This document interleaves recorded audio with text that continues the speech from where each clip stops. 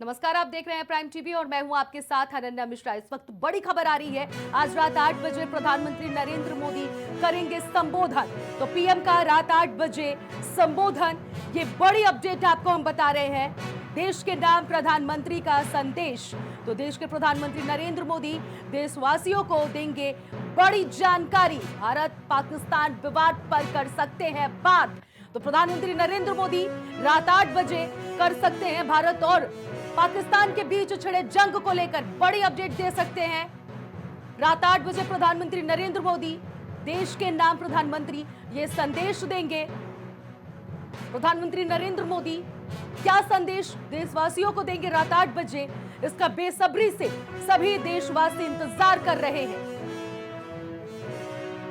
तो इस पूरी खबर पर तमाम अपडेट लिए हमारे सहयोगी शहबाज खान न्यूज रूम से हमारे साथ जुड़ चुके हैं। शहबाज, देश के प्रधानमंत्री नरेंद्र मोदी एक बार फिर से रात 8 बजे देशवासियों को संबोधन करने के लिए पूरी तरह से तैयार हो गए। क्या लग रहा है इस बार क्या कुछ बड़ा होने वाला है? बड़ा अदिति अनन्या भी कुछ कहा नहीं जा सकता, क्योंकि लगातार ये युद्ध के बीच कहीं ना कहीं लगातार एक नया अपडेट आता चला जा रहा है। अभी तीनों सेनाओं की जो प्रेस ब्रीफिंग हुई थी उसमें भी बड़ा संदेश दिया गया था, याचना नहीं अब रण होगा। और लगातार ये पाकिस्तान को भी चेतावनी जारी की जा रही है और पूरे ऑपरेशन सिंदूर के बारे में भी उस प्रेस ब्रीफिंग में अनन्या जानकारी दी गई थी और कैसे जो ऑपरेशन था उसको कैसे अंजाम दिया गया, पाकिस्तान का क्या क्या नुकसान किया गया। और साथ ही साथ पाकिस्तान को ये चेतावनी भी जारी की कि अगर कहीं जो समझौता हुआ है अगर उसको पूरी तरीके से आपने कहीं कोई साजिश रची या फिर भारत के खिलाफ किसी भी हमले की कोई नाकाम साजिश की तो उसका अंजाम बहुत बुरा होगा, क्योंकि इस बार तीनों सेनाएं तैयार हैं। और साथ ही साथ ये भी बोला गया है प्रेस ब्रीफिंग में कि इस बार जो हमला किया जाएगा पाक पर वो इससे अलग होगा, यानी कि कोई अलग तैयारी देश की तीनों सेनाएं मिलकर कर रही हैं। साथ ही साथ रक्षा मंत्री प्रधानमंत्री नरेंद्र मोदी, गृह मंत्री अमित शाह लगातार बैठकें कर रहे हैं और बैठकों में जो निर्देश हैं वो जारी कर रहे हैं, तमाम बड़े अधिकारियों से मिल रहे हैं। तो कोई ना कोई बड़ी जो हलचल है वो जरूर होने वाली है। इस बीच प्रधानमंत्री नरेंद्र मोदी का 8 बजे का जो आना है वो कहीं ना कहीं एक बड़ा इशारा करता हुआ नजर आ रहा है, क्योंकि अभी जो दोनों देशों के डीजीएमओ से बातचीत होनी थी वो भी जो संभव नहीं नजर आ रही है, उस पर भी सस्पेंस अभी बरकरार है। इसका मतलब डीजीएमओ के दोनों देशों से बातचीत नहीं हो रही है, तो कहीं कुछ बड़ा हो सकता है, कहीं कुछ बड़ा होने वाला है। इस चीज का भी अंदेशा जताया जा रहा है। अनन्या, बिल्कुल शहबाज, सस्पेंस तो बनते हुए नजर आ रहे हैं। ऐसे पर प्रधानमंत्री नरेंद्र मोदी का आना ये अपने आप में एक बड़ा संदेश है। और शहबाज, हम ये भी जानना चाहेंगे कि जिस तरह से प्रेस ब्रीफिंग हुई है और हालांकि आपने अभी इस बात का चर्चा भी किया है कि प्रेस ब्रीफिंग के जरिए जो तीनों ही सैन्य प्रमुख थे उन्होंने एक बात तो निश्चित कर दिया है कि रण के लिए पूरी तरह से हिंदुस्तान तैयार है अगर दुस्साहस पाकिस्तान करता है तो। शहबाज, बिल्कुल, क्योंकि अनन्या देखा साफ तौर पर जिस तरीके से पाकिस्तान ने जो हरकत करी थी उसका किस तरीके से जवाब दिया गया और बहुत बड़ी सैन्य कार्रवाई की गई और कई पाकिस्तान के एयरबेस जो है वो जो है राख में तब्दील हो गए। जिस तरीके से तस्वीरें आई और अभी भी जो फुटेज आ रही हैं उसमें साफ देखा जा रहा है कि पाकिस्तान जो है वो अपना मलबा बटोरता हुआ दिखाई दे रहा है, यानी कि जो सैन्य कार्रवाई की गई उसमें पाकिस्तान को बहुत बड़ा नुकसान हुआ है, ये किसी से छिपा नहीं है। पाकिस्तान को सिर्फ महज 2 दिन के अंदर ही भारत ने बैकफुट पर ढकेल दिया था। यही कारण रहा कि वो टेबल टॉक के लिए तैयार हुआ और वहां के पाकिस्तान के जो डीजीएमओ हैं उन्होंने यहाँ के डीजीएमओ को संपर्क किया और ये सीज फायर के लिए जो कहीं ना कहीं बातचीत करने के लिए उन्होंने साफ तौर पर बताया कि हम सीज फायर के लिए तैयार हैं, युद्ध विराम के लिए तैयार हैं। उसके बाद जो है वो कहीं ना कहीं भारत ने हमले कम करे और उसके बाद युद्ध विराम का पालन किया। लेकिन पाकिस्तान का दो मुहा चेहरा जो हमेशा से देखने को मिलता ही है अनन्या, क्योंकि कई बार इस तरीके की पाकिस्तान कायराना हरकत कर चुका है और ये कई युद्धों में इस तरीके की चीजें देखी भी जा चुकी हैं अनन्या।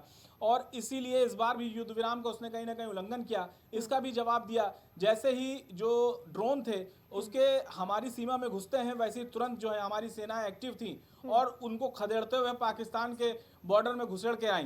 तो लगातार जो सेनाएं हैं हमारी वो कहीं ना कहीं एक्टिव हैं और हर जवाब देने के लिए तैयार हैं। जैसे कि आज प्रेस की ब्रीफिंग जो सेना की हुई उसमें भी सब तीनों सेना के जो जवान थे, जो मार्शल थे, वो मौजूद थे। उन्होंने साफ तौर पर बोला कि हम जो है हर तरीके के जवाब देने के लिए तैयार हैं। अगर पाकिस्तान कोई भी नापाक कार्रवाई करता है तो उसका जवाब जो है वो बिल्कुल दिया जाएगा, शहबाज, और ज्यादा शरहद उस मजबूती पार के साथ दिया जाएगा। हमारे सैन्य जो बल हैं वो गए भी नहीं, अपने आधिकारिक दायरे में ही रहकर उनको उनकी धज्जियां उड़ा दिए, उनके सारे मिशन को निस्तनाबूद कर दिए। तो ये भी अपने आप में एक बड़ी बात है शहबाज। हाँ बिल्कुल, देखिए जिस तरीके से देखा जाए तो भारत ने अभी बहुत कुछ ज़्यादा सैन्य हथियारों का इस्तेमाल, बहुत बड़ी बड़ी जो जंगी बेड़े में हमारे एक से बढ़कर एक हथियार रखे हुए हैं, उनका इस्तेमाल भी नहीं किया। अभी बहुत लिमिटेड चीज़ों का इस्तेमाल किया गया है। लेकिन अभी अगर पाकिस्तान अगर इस तरीके की कोई भी अब की हरकत करता है, क्योंकि इस बार कुछ नया होगा ये तो कंफर्म है अनन्या, क्योंकि जिस तरीके से आज जो प्रेस ब्रीफिंग जो हुई है अभी सेनाओं की, उसमें साफ तौर पर बताया है कि इस बार जो हमला होगा पाकिस्तान पर, जो हम लोग कार्रवाई करेंगे, वो पिछली बार से अलग होने जा रही है। यानी कुछ तो नया सोचा गया है इस बार। पाकिस्तान को किसी तरीके की कार्रवाई करने के लिए जो पूरा प्लान सेट किया गया है वो कुछ नया होने वाला है, कुछ नया जरूर देखने को मिलने वाला है। बिल्कुल और शहबाज, इसी बीच अगर इसी बीच अगर इसको पॉलिटिकल मुद्दे में लाया जाए, जिस तरह से जब सीज फायर का बात सामने आया तो विपक्ष लगातार इस बात की मांग करने लगा कि सर्वदलीय बैठक होनी चाहिए और प्रधानमंत्री नरेंद्र मोदी, या फिर यूं कहा जाए देश के सभी मंत्रियों को, नेताओं को इस बात की जानकारी मिलजुल कर देनी चाहिए कि आखिर सीज फायर पर भारत क्यों मंजूरी कर लिया है। तो ऐसे में क्या लग रहा है शहबाज, फिर से हम उसी सवाल पर आएंगे कि 8 बजे प्रधानमंत्री नरेंद्र मोदी आ रहे हैं, क्या सर्वदलीय बैठक की मांग पर विराम लग सकता है? देखिए अनन्या, जब भी प्रधानमंत्री नरेंद्र मोदी 8 बजे आए हैं तो देश में कहीं ना कहीं हलचल तेज हो जाती है, क्योंकि बड़े फैसले लेने के लिए हमेशा से कटिबद्ध रहे हैं प्रधानमंत्री नरेंद्र मोदी, और उन्होंने हमेशा बड़े फैसले लेने में कोई हिचक नहीं की। हालांकि भले ही फैसले का उनका विरोध विपक्ष करता चला आया है, लेकिन कभी भी उन्होंने अपने फैसले सुनाने में कभी कहीं कोई हिचक नहीं रही। अब जब एक बार फिर प्रधानमंत्री नरेंद्र मोदी रात 8 बजे बोलने वाले हैं, ऐसे में ये एक ब्रेकिंग न्यूज बन गई, और देश के प्रधानमंत्री भी जब बोल रहे हैं तो ऐसे में लोगों को एक उत्सुकता जग गई कि आखिर अब क्या बोलेंगे प्रधानमंत्री नरेंद्र मोदी, क्योंकि भारत और पाक के बीच जो टेंशन है, इस बीच प्रधानमंत्री नरेंद्र मोदी का और ऑपरेशन सिंदूर के बाद पहली बार प्रधानमंत्री नरेंद्र मोदी अपनी चीजों को, अपने वक्तव्यों को रखते हुए देखे जाएंगे। इस जो राष्ट्र को अपने संबोधन देते हुए नजर आएंगे प्रधानमंत्री नरेंद्र मोदी। बिल्कुल, बहुत बहुत शुक्रिया शहबाज, आपने तमाम अपडेट दी।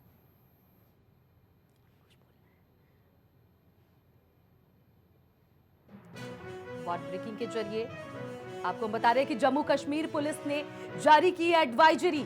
तो जम्मू कश्मीर पुलिस ने एडवाइजरी जारी कर दी है, कई जगहों पर विस्फोटक होने की आशंका। तो जम्मू कश्मीर की पुलिस ने एडवाइजरी जारी की है, बारामूला में 17 गांव में विस्फोटक। तो जम्मू कश्मीर की पुलिस ने ये निर्देश जारी कर दिए हैं, 6 गांव में 7 विस्फोटक डिफ्यूज।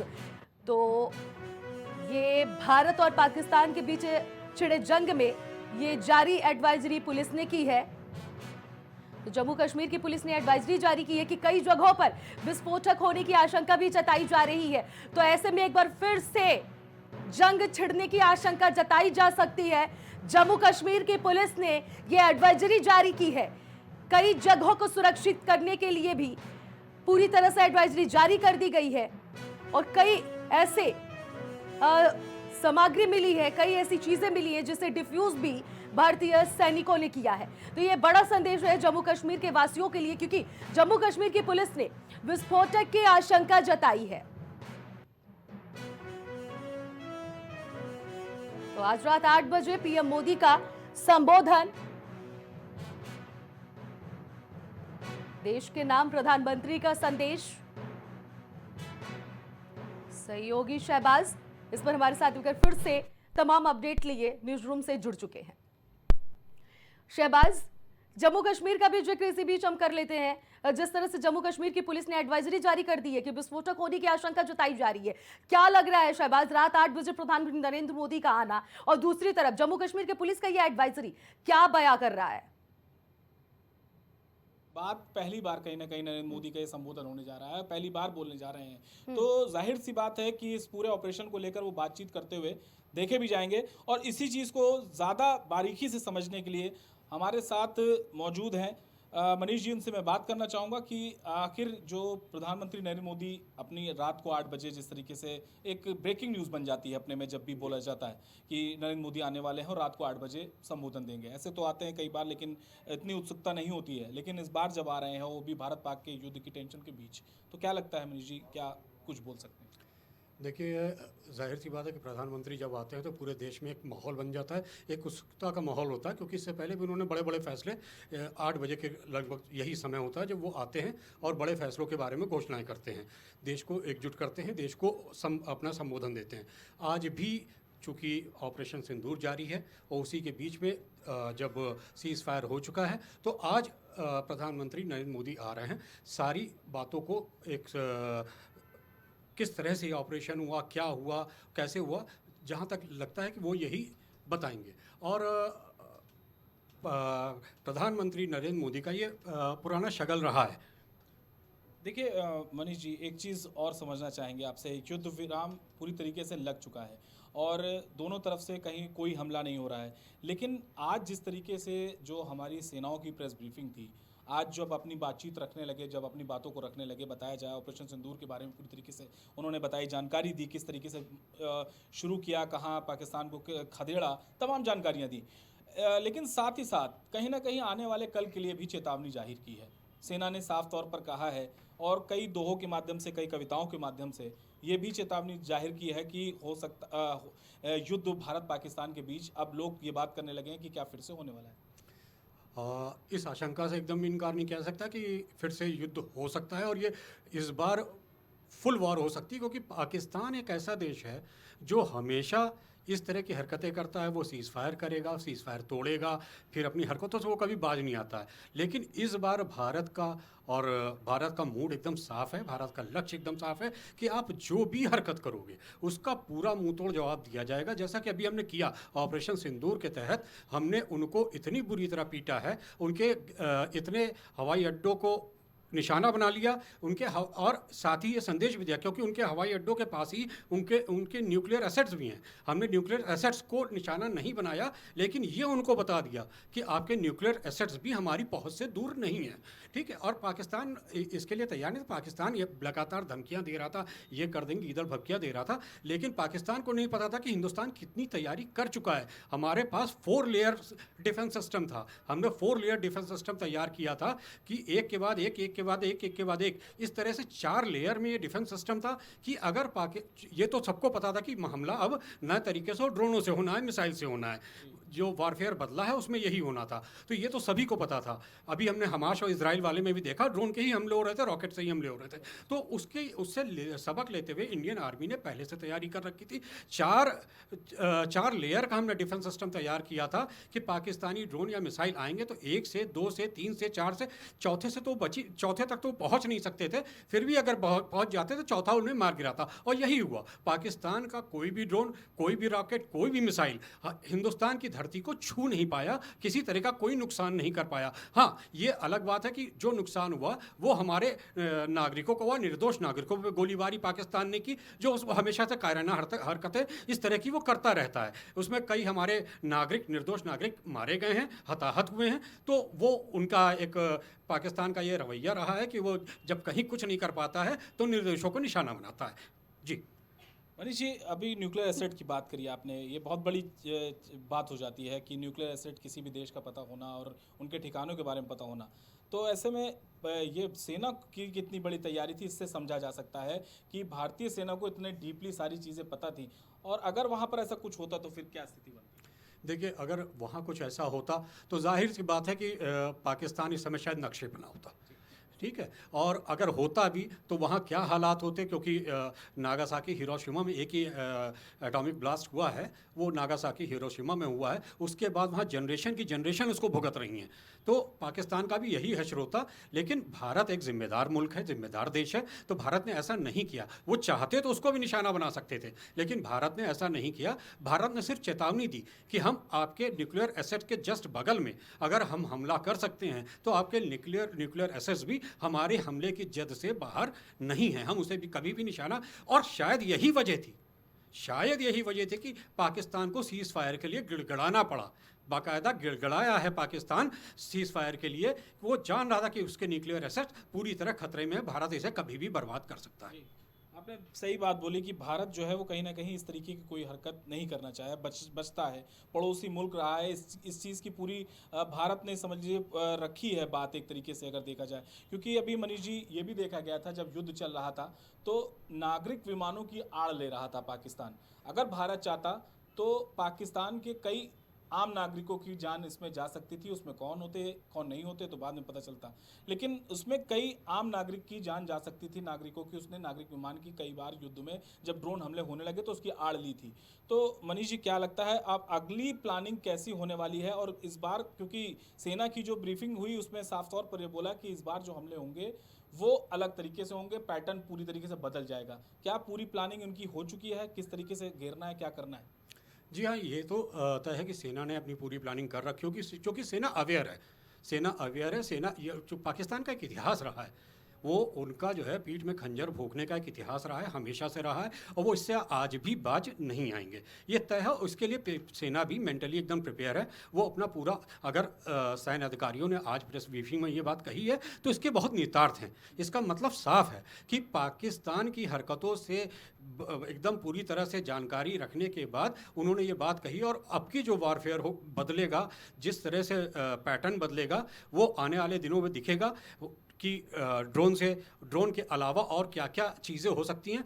कितने अभी सैन्य उपकरणों की भारत के पास कोई कमी नहीं है, और जितनी भी मिसाइल्स हैं अभी तो भारत ने कुछ इस्तेमाल ही नहीं किया। भारत ने अभी कुछ भी इस्तेमाल नहीं किया। कोई भी लॉन्ग डिस्टेंस की बैलिस्टिक मिसाइल, इस तरह की बहुत सी चीज़ें, अभी एक मात्र हमारा ब्रह्मोस था, उसी ने वहाँ पे पूरी तबाही मचा दी। अभी तो हमारे पास बहुत कुछ है जो पाकिस्तान को इस नक्शे से, दुनिया के नक्शे से भी अलग कर सकता है। तो अब पैटर्न बदला होगा, निश्चित बात है पैटर्न बदलेगा।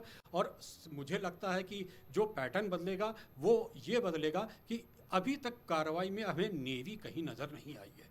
नेवी सिर्फ सुरक्षा में लगी थी। नेवी अरब सागर में मौजूद जरूर थी, मगर नेवी ने अभी तक कोई हमला इस तरह का नहीं किया। तो ये मेरा असेसमेंट है ये कि इस बार हो सकता है कि हमारी नेवी पूरी तरह से हरकत में आए। जब नेवी की बात होती है मनीष जी, तो सबसे अगर बात करें तो INS विक्रांत का नाम सबसे पहले आ जाता है। INS विक्रांत की तैनाती भी हम जब युद्ध कवर कर रहे थे पूरी तरीके से, देर रात दर्शकों को सब पल पल की अपडेट दे रहे थे। INS विक्रांत ने बहुत अच्छी भूमिका निभाई, अरब सागर में तैनाती रही, युद्ध अभ्यास भी करते देखा गया, वो हमने चीज़ दिखाई भी। तो क्या लगता है INS विक्रांत की क्या इस बार भूमिका कुछ बड़ी देखने को मिलेगी? जी हाँ, INS विक्रांत तो अपने आप में एक बड़ा, और सबसे बड़ी बात है कि हिंदुस्तान का खुद का बनाया हुआ है, और उस पर उन MiG-29 तैनात हैं और हेलीकॉप्टर्स तैनात हैं, ठीक है, और तमाम ड्रोन, तमाम मिसाइल्स उस पर तैनात है। तो वो तो सक्षम है ही है। इसके अलावा भी भारत की सैन्य ताकत पाकिस्तान से कम 12 गुना ज़्यादा है, ठीक है। तो पाकिस्तान सैन्य ताकत के मामले में कहीं भारत के सामने नहीं टिकता। और इस बार ये सैन्य ताकत, इससे पहले भी एक बार जब 71 की वॉर हुई थी तो भारत की नेवी ने कराची बंदरगाह को बुरी तरह तबाह कर दिया था। एक हफ्ते तक कराची बंदरगाह जलता रहा था। तो इस बार भी कुछ वैसा ही दृश्य देखने को मिल सकता है, और नेवी अगर हमलावर हुई तो नेवी नेस्तनाबूद करके रख देगी इनके कराची बंदरगाह को। और मनीष जी ये भी देखा जा रहा है लगातार, क्योंकि पाकिस्तान सीज़ फायर के लिए खुद गया, लेकिन सीज़ फायर का उल्लंघन भी खुद करता चला आ रहा है। लगातार देखा गया कि एक दो बार उसने इस तरीके की हरकत करी, सीज़ फायर का उल्लंघन किया, और खुद सीज़ फायर के लिए टेबल टॉक के लिए तैयार होते हैं, फिर भागते हुए नजर आते हैं। आखिर किस तरह की चीज़ें प्लानिंग कर रहा है पाकिस्तान क्या चाह रहा है भारत से? देखिए, इसको अगर समझना है तो इसको इस तरह समझिए कि पाकिस्तान के आदर्श कौन है। पाकिस्तान के आदर्श जिनके नाम पे वो अपनी मिसाइल का गोरी, गजनबी, ये वही मुगल आक्रांता हैं जो बार बार संधि करके जाते थे और फिर लौट के आते थे युद्ध करने, ठीक है। पृथ्वीराज चौहान के साथ भी इन्होंने ऐसा ही किया, हर राजाओं के साथ उन्होंने ऐसे ही किया। तो ये आप इतिहास देखेंगे ना तो ये इनका इतिहास रहा है, और इनके आदर्श जब इस तरह के हैं तो जाहिर सी बात है वो भी इस तरह की हरकतें करेंगे, और वो करते आए हैं, वो करते रहेंगे, क्योंकि कुत्ते की दुम है, ये सीधी नहीं हो सकती। पाकिस्तान के सेना प्रमुख इस बार मनीष जी बहुत चर्चा में रहे, आसिफ मुनीर। काफ़ी उन्होंने जो है अगर कहा जाए धोखेबाजी की और अपने देश के साथ भी, क्योंकि युद्ध जैसी स्थिति में अपने सेना को ऐसे विधवा की तरह छोड़कर भाग जाना किसी भी सेना प्रमुख का इस तरीके का रवैया नहीं माने रखता है। लेकिन इस बार उनकी आलोचना काफ़ी हो रही है कि भारत पाक के बीच जो युद्ध चल रहा है उसमें उनका काफ़ी बहुत बड़ा हाथ माना जा रहा है। तो क्या लगता है उनका इस सेना प्रमुख का पाकिस्तान में किस तरीके का देखा जाएगा, क्योंकि और भी सेना प्रमुख हुए पाकिस्तान में तमाम, लेकिन इनकी कुछ ज़्यादा आलोचना हो रही है, ऐसा क्यों है? शाहबाज, मैं आपको बताऊं कि पाकिस्तान के बारे में एक शब्द, 2-3 शब्द मैं आपको बता रहा हूं कि एकदम मूर्ख सेना, धर्मांध सेना अध्यक्ष और पाकिस्तान के निराश लोग, ये एक रेसिपी है जो किसी भी मुल्क की विनाश की रेसिपी है। ये पाकिस्तान पूरी तरह विनाश की तरफ जा रहा है। और जहाँ तक आप मुनीर की बात कर रहे हैं, तो इसको बाहर में मुल्ला मुनीर के नाम से जाना जाता है। ये धर्मांध व्यक्ति है। ये अभी इसने पाकिस्तान आर्मी का इसने मोटो बदल दिया। इसने मोटो जो है, जो हुआ करता था एकजुटता और बराबरी और इस तरह के मोटो हुआ करते थे जिन्ना के समय से, इसको इसने जिहाद बना दिया। इसने बना दिया है और अपने आप को जिहादी कमांडर कहता है। बिल्कुल देखा जाए तो लगातार कहीं ना कहीं कुछ हमले जो हैं वो हो रहे हैं और लगातार अनन्या हम ये चीज़ आप तक पहुंचा रहे हैं और ये मैसेज देने की कोशिश कर रहे हैं कि प्रधानमंत्री नरेंद्र मोदी जो है कुछ बड़ा बोलने वाले हैं, कुछ बड़ा आ सकता है, सुनने को कुछ बहुत बड़ी चीज़ मिल सकती है। इस तरीके की चीज़ें सामने निकल कर आ रही है अनन्या। बिल्कुल शहबाज, हम देख सकते हैं कि आज 8 बजे जो संबोधन होने वाला है, इसको देखते हुए कुछ बहुत बड़ा होने वाला है। बाकी बहुत बहुत शुक्रिया शहबाज, आपने न्यूज़ रूम से तमाम अपडेट साझा की।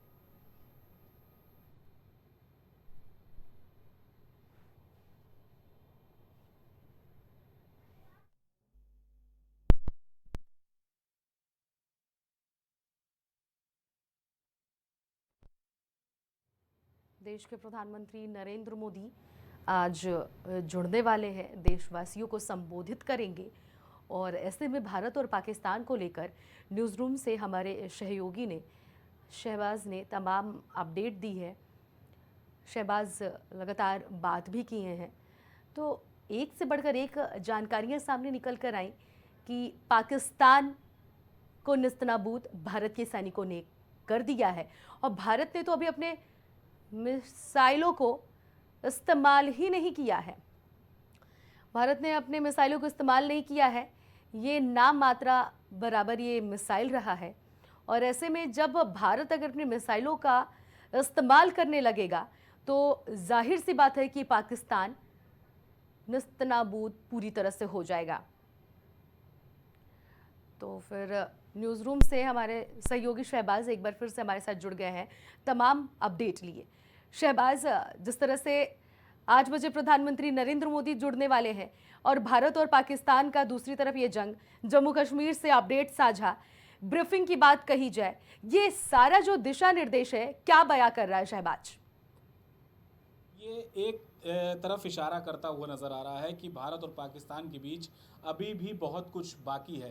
ये सिर्फ एक ट्रेलर था, पूरी पिक्चर अभी बाकी है वाली लाइन यहाँ बिल्कुल सटीक बैठती हुई अनन्या नजर आ रही है, क्योंकि पाकिस्तान नहीं सुधरने वाला और इस बार पाकिस्तान का पूरा मुकम्मल इलाज होना बहुत ज़रूरी है। क्योंकि अगर मेन जो इस पूरी अगर कहें घटनाक्रम के जो मुलजिम है वो अभी तक कहीं ना कहीं खुले आसमान में कहीं ना कहीं फ्री घूम रहे हैं, आज़ाद घूम रहे हैं, तो ऐसे में उन पर कार्रवाई करना और उसके साथ ही साथ आतंक की पूरी तरीके से कमर टूटना अभी भी बाकी है। अभी जो रॉ ने जो आतंकवादी ठिकाने उसकी लिस्ट जो सौंपी थी, कहीं ना कहीं अभी भी वो अधूरी है। अभी 9 आतंकी ठिकाने सिर्फ तबाह किए गए हैं। अभी लगभग बताया जाए तो 21 ठिकाने थे ऐसे आतंकवादी जिनको रॉ ने सौंपा था, तो उस पर भी काम करना अभी बाकी है। इसके साथ ही साथ इस बार कुछ बड़ा करने की ख्वाहिश में भारत नजर आ रहा है, क्योंकि अगर इसी तरह लगातार अगर छोड़ा गया आधी अधूरी कार्रवाई में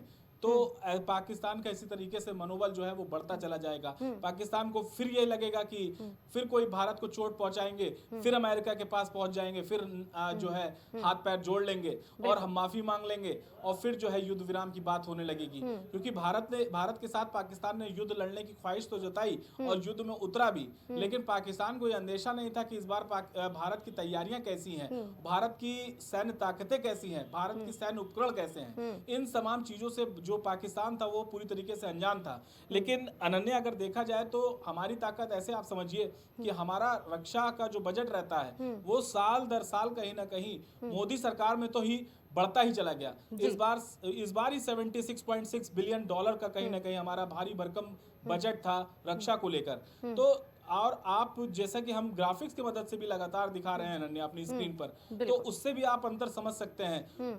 कोई भी ये समझ सकता है कि हमारी ताकत क्या है और पाकिस्तान की ताकत क्या है। तो तमाम ऐसी चीज हैं जो हमें पाकिस्तान से बहुत ज्यादा आगे बढ़ाती हैं। लगभग 10-12 गुना जो सैन्य ताकत है वो हमारी ज्यादा है।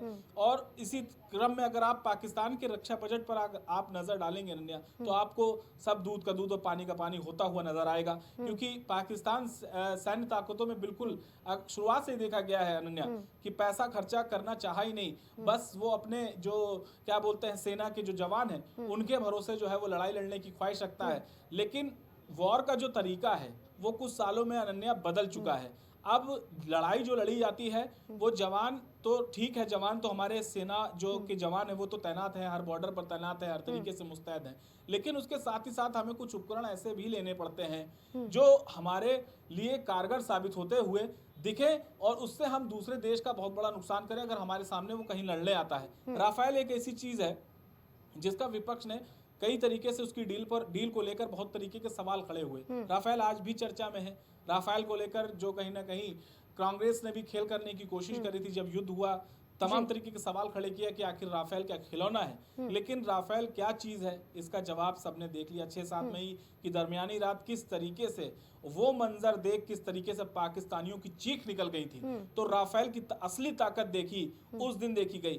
तो और भी तमाम जंगी जहाज थे जो हमारे पाकिस्तान की सीमा में घुसे और ताबड़तोड़ वार किया और ऐसे ठिकानों पर वार किया जहां पर आतंकी मसूद अजहर के रिश्तेदार थे, उसका परिवार था, और लगातार ऐसे हमले हुए। और साथ ही साथ जब पाकिस्तान के हमने कई एयरबेस जब तबाह किए अनन्या, उस दौरान भी आतंकी मसूद अजहर के बहुत चाहने वाले उसके रिश्तेदार वो लोग शामिल थे। यानी कि कुल मिलाकर अब की मसूद अजहर की कमर टूट गई पूरी तरीके से। इसीलिए वो बाहर जब जहां कहीं भी मौजूद था उसने एक संदेश दिया था, वो भी हमने दिखाया था। अच्छा शहबाज, इस बीच ये भी नहीं समझ में आ रहा है कि जो पाकिस्तान है, जो कायर पाकिस्तान जो देश है, पहली बात तो वो सीज फायर की मांग करता है, कई देशों से गुहार लगाता है, गिड़गिड़ाता है, भीख मांगता है अपनी जान और अपने देशवासियों को बचाने का। उसके बाद से भी ये बदसलूकी वो लगातार किए जा रहा है, दुस्साहस कर रहा है। सबसे पहले तो वो सीज फायर का उल्लंघन करता है, उसके बाद से आज की अपडेट जो हमने अपने दर्शकों को भी थोड़ी देर पहले साझा किया कि जम्मू कश्मीर की पुलिस ने अपडेट साझा किया है कि किस तरह से एडवाइजरी साझा किया है कि सुरक्षा के कड़े इंतजाम किए जा रहे हैं।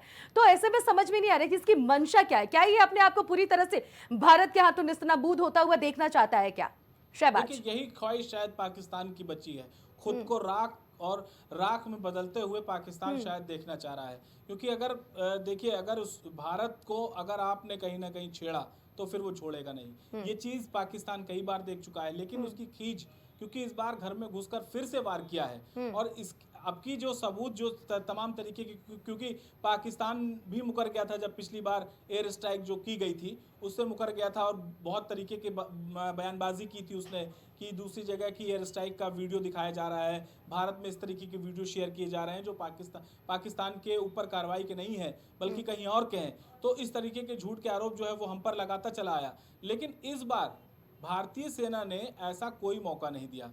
इस बार जो कार्रवाई हुई वो पूरे देश ने देखे।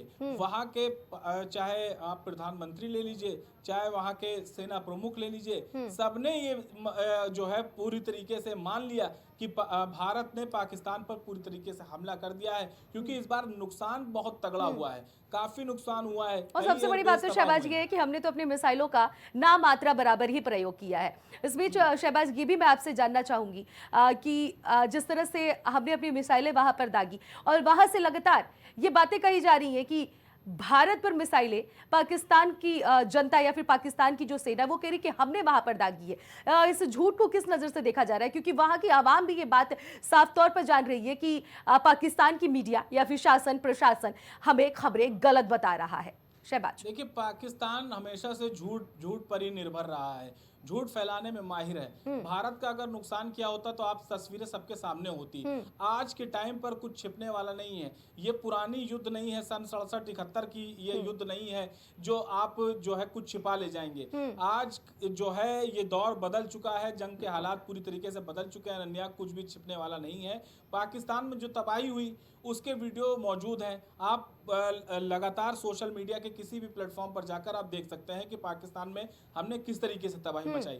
लेकिन अगर आप भारत, जो जैसा कि पाकिस्तान अगर बता रहा है कि हमने भारत को काफी नुकसान पहुंचाया, तो उसका एक भी वीडियो सोशल मीडिया पर पाकिस्तान आखिर क्यों नहीं दिखा रहा है? उल्टे जो वहां की जो मीडिया है, पाकिस्तान की मक्कार मीडिया अगर कहे तो गलत नहीं होगा, क्योंकि उसने एक वीडियो जो शेयर किया कि हमने बहुत बड़ी स्ट्राइक की, हमने पूरी तरीके से तबाह कर दिया, और जब उस वीडियो का फैक्ट चेक किया तो वो निकला राजस्थान का, जब वहां पर आग लगी थी, जब वहां का एक क्या बोलते हैं, एक बड़ी घटना हो गई थी। और वो घटना लगभग 2-3 साल पुरानी घटना थी, जिसका वीडियो जो शेयर किया। और पकड़ा कैसे गया उसका झूठ? क्योंकि जब आग बुझाने के लिए जो जा रही थी गाड़ियां फायर ब्रिगेड की, तो उसमें राजस्थान लिखा था, और वो वीडियो जब मैच किया गया तो वीडियो वो पुराना निकला। तो पाकिस्तान की जो मीडिया है और वो भी जो है पाकिस्तान की सरकार की तरह मक्कार है। वो झूठ फैलाने में ही माहिर है, वो अपने देश के गुणगान करने में माहिर है। चाहे तमाम ऐसे न्यूज़ चैनल हैं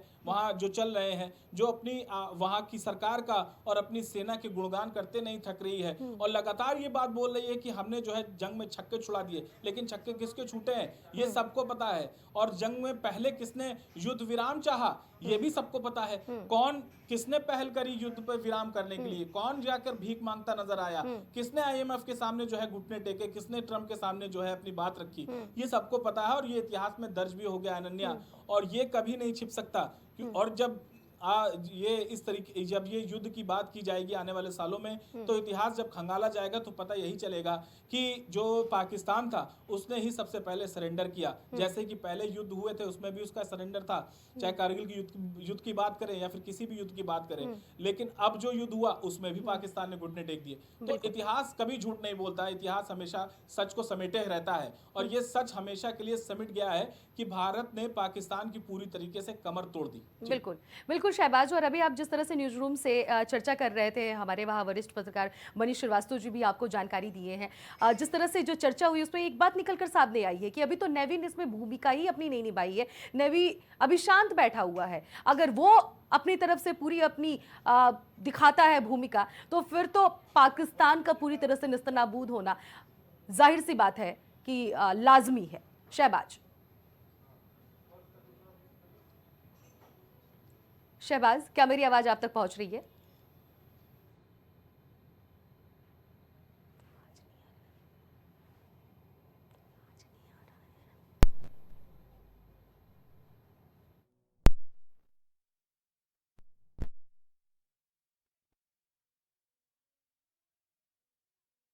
भारत और दूसरी तरफ पाकिस्तान के बलशाली होने की पूरी डिटेल्स आपको हम बता रहे हैं। भारत और पाकिस्तान में टैंक कितने हैं, तो 4614 हमारे भारत में है, तो पाकिस्तान में कम है। वहीं दूसरी तरफ बख्तरबंद वाहन 1.5 लाख भारत में, तो 50,000 पाकिस्तान में है। तुलना कर सकते हैं आप, 1.5 लाख तो कहा 5,000। वहीं दूसरी तरफ भारत में 294 जहाज हैं, तो दूसरी तरफ 114 ही मात्र पाकिस्तान में जहाज हैं। ये आपको हम तुलना ग्राफिक्स के जरिए लगातार बता रहे हैं। 145 युद्धपोत है भारत में, तो पाकिस्तान में सिर्फ और सिर्फ 120 है। तो पाकिस्तान और भारत में इस तरह की तुलना हम आपको बता रहे हैं। भारत में 2 विमान वाहक हैं, तो 0 है पाकिस्तान में। तो ये पाकिस्तान जिसके पास 0 विमान वाहक है, वो क्या पाकिस्तान जवाब देगा भारत को? भारत में 18 पनडुब्बियां हैं, तो 8 ही पाकिस्तान में पनडुब्बियां हैं। तो हर एक क्षेत्र में पाकिस्तान भारत से पीछे नजर आ रहा है। भारत में 2229 एयरक्राफ्ट हैं, तो 1434 पाकिस्तान में एयरक्राफ्ट हैं। अंदाजा आप लगा सकते हैं कि कितना ज्यादा अंतर है। 600 भारत में फाइटर जेट है, तो 387 पाकिस्तान में है। हर मामले में वो हमसे पीछे है, कहीं कहीं शून्य पर भी सीमित हो जा रहा है। 172 एटम बम है तो 170 पाकिस्तान के पास एटम बम है, इसमें हमसे 2 एटम बम इसके पास कम है। ऐसे में 164 अग्नि पृथ्वी जो मिसाइल है 164 है, तो गौरी शाहीन नाम की मिसाइल इसके पास 70 है पाकिस्तान के पास।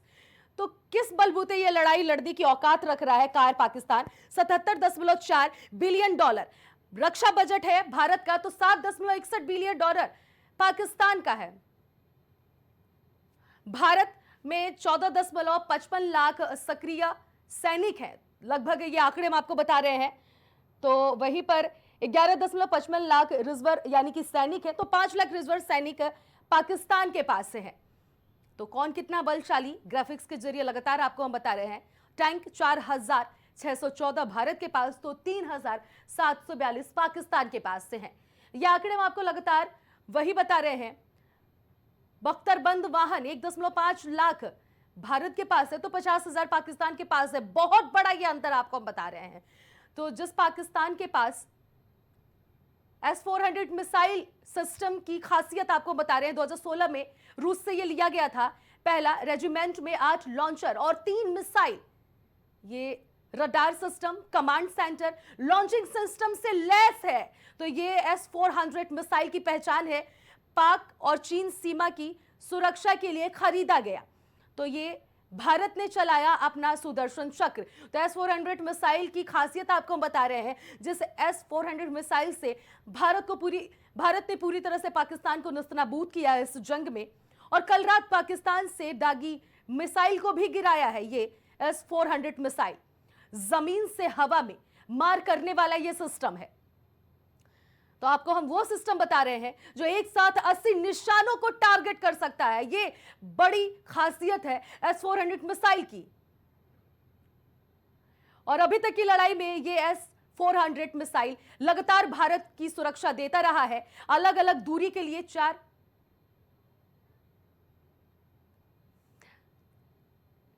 S-400 मिसाइल अभी तक क्या कुछ कमाल किया है ये जग जाहिर है, और पूरा देश और दुनिया जानता है कि भारत के पास S-400 मिसाइल कितना बड़ा ये मिसाइल है। ये देश और दुनिया से छिपा हुआ नहीं है और लगातार ये अपनी खासियत दिखाता है।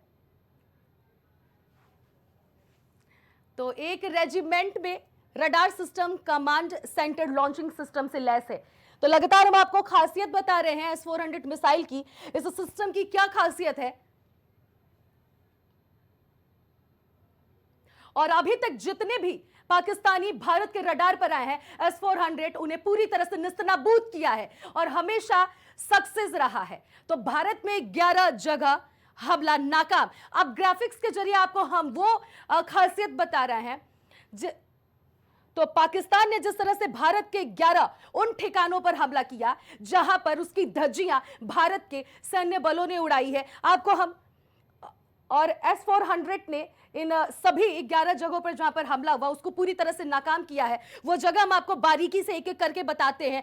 तंगधार, केरन, जम्मू, अरनिया, सांबा, RS-पुरा, पोखर, जैसलमेर, करनाज, अखनूर, पठानकोट, ये वो 11 जगह है भारत के जहां पर नाकारा पाकिस्तान हमला करने की कोशिश किया, और इस नाकारा पाकिस्तान को S-400 ने पूरी तरह से इसकी धज्जियां उड़ा दिया। उन 11 जगहों पर इसने दुस्साहस किया, हमला करने की कोशिश किया, और बिल्कुल भी अपनी कोशिश में, अपने मिशन में पाकिस्तान कामयाब नहीं हुआ, जिससे हमारा सुदर्शन चक्र यानी कि S-400 पूरी तरह से धज्जियां उसका कर दिया है। लगातार ग्राफिक्स के माध्यम से हम आपको वो दिखाते हुए नजर आ रहे हैं।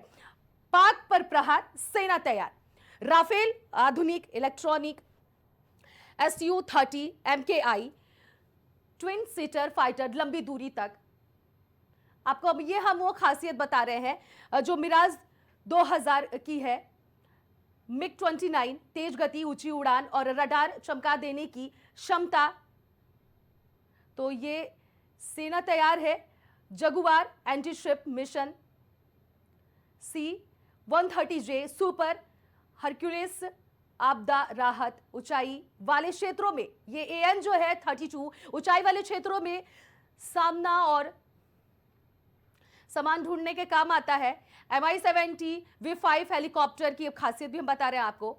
अब राफेल की खासियत बताते हैं। आधुनिक इलेक्ट्रॉनिक वारफेयर सिस्टम और लंबी दूरी को लैस करता है। Su-30 MKI twin seater fighter लंबी दूरी तक।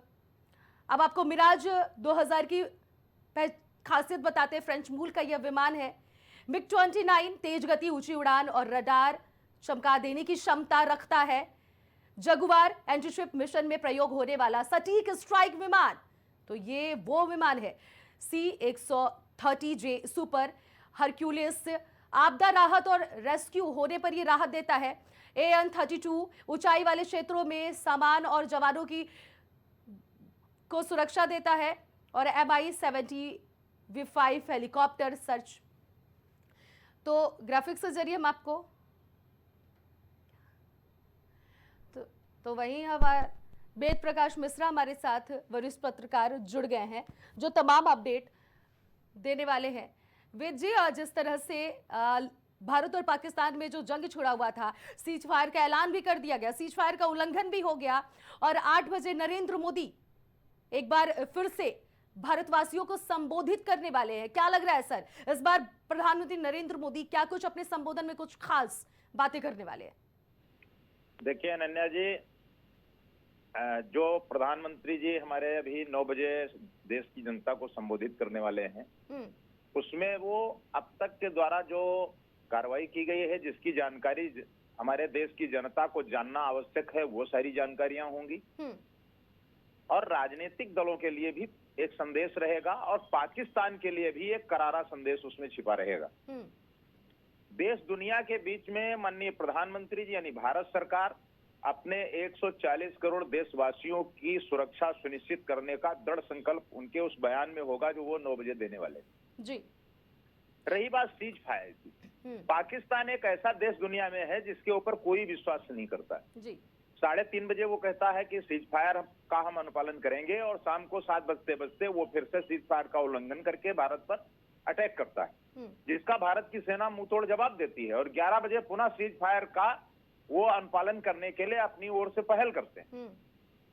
तो जो भारत की सेना है और भारत के नागरिक और भारत की सरकार अपनी सुरक्षा और संप्रभुता के लिए कृत संकल्प है। हम युद्ध नहीं चाहते हैं, लेकिन अपने को सुरक्षित रखना हमें आता है, क्योंकि भारत ने सदैव संदेश दिया है अहिंसा परमो धर्मा, धर्म हिंसा तत्वजया। अहिंसा तो परम धर्म है हमारा, लेकिन अगर आवश्यकता पड़ी तो हम हिंसा करने से भी पीछे नहीं हटेंगे। ये बात पूरी दुनिया को पता है और पाकिस्तान को खास तौर से पता होना चाहिए। आपके माध्यम से ये संदेश पूरे समाज में और पूरे देश में और पाकिस्तान तक पहुंचना चाहिए कि अगर आपने गलत हरकत की तो उसका दुष्परिणाम भुगतने को अपने को तैयार रखिए। जी बिल्कुल वेद प्रकाश जी, आप दुस्साहस की बात लगातार करते हुए नजर आ रहे हैं कि अगर पाकिस्तान ने आंख उठाकर देखा है तो उसको पूरी तरह से उसका खात्मा होना तो निश्चित तौर पर लग रहा है अगर वो फिर से कोई दुस्साहस करता है। ऐसे में प्रधानमंत्री नरेंद्र मोदी जब वो 8 बजे के करीब में आए हैं और जब भी कोई संबोधन किए हैं और जब भी कुछ ऐसा देश पर किसी ने निगाहें उठाकर देखने की दुस्साहस की है तो बहुत बड़ा कुछ भारतवासियों को हाथ लगता है और कुछ बहुत बड़ा भारतवासियों को देखने को मिलता है। इस बार क्या अनुमान लगाया जा सकता है सर? क्या वो जिस तरह से भारत और पाकिस्तान में जो जंग छिड़ा था उसको लेकर कुछ ऑपरेशन सिंदूर के लिए कहेंगे या फिर किसी और मुद्दे पर बात करेंगे? देखिए, ऑपरेशन सिंदूर अभी समाप्त तो हुआ नहीं है जी। उसका एक पहला चरण चला है जिसमें 9 ठिकानों पर हमने उनके अटैक किया है, जबकि 52 पॉइंट उनके यहाँ पाकिस्तान में है। जिन 52 जगहों पर वो अपने आतंकवादियों को ट्रेनिंग देते हैं उनका सारा का सारा अपडेट हमारी सेना के पास मौजूद है। क्योंकि बहुत सारी बातें हम आपको साझा नहीं करना चाहिए आमतौर से, इसलिए उन बिंदुओं पर हम तो चर्चा नहीं करेंगे, क्योंकि देश से सुरक्षा से जुड़ा हुआ मामला है। भले ही उसकी हमको जानकारी हो, लेकिन हम उस बिंदुओं को साझा नहीं करते हैं, क्योंकि दुश्मन देश भी हमारी बात सुनता है। बिल्कुल। और ये निश्चित रूप से है कि धर्म के आधार पर जिस तरीके से भारत के निर्दोष लोगों की हत्या की गई है, जिन हमारी माताओं बहनों के सिंदूर उजाड़े गए हैं, तो एक एक का बदला हजार से लिया जाएगा, इसमें कोई संदेह नहीं है। जो चीख पुकार पाकिस्तान में आज की तारीख में है, या तो पाकिस्तान जानता है या पाकिस्तान का अवाम जानता है। कटोरा लेकर के घूमने वाला देश भारत जैसे समृद्धशाली और देश के ऊपर आंख उठाएगा? ऐसा कैसे हो सकता है? जी। हमारे देश के, भारत के जो प्रधानमंत्री जी हैं, वो दृढ़ इच्छा शक्ति उनमें है, वो दृढ़ संकल्प शक्ति है। भारत की सरकार और पूरा विपक्ष और पूरा नेतृत्व एकजुट है। निश्चित रूप से पाकिस्तान ने अगर कोई हिमाकत की तो पाकिस्तान का नामो निशान नक्शे से मिट जाएगा। अनन्या जी, ये दावे के साथ कहता हूं और आपके माध्यम से पाकिस्तान को भी ये संदेश जाना चाहिए, क्योंकि देश दुनिया में सुनने वाला आपका चैनल है।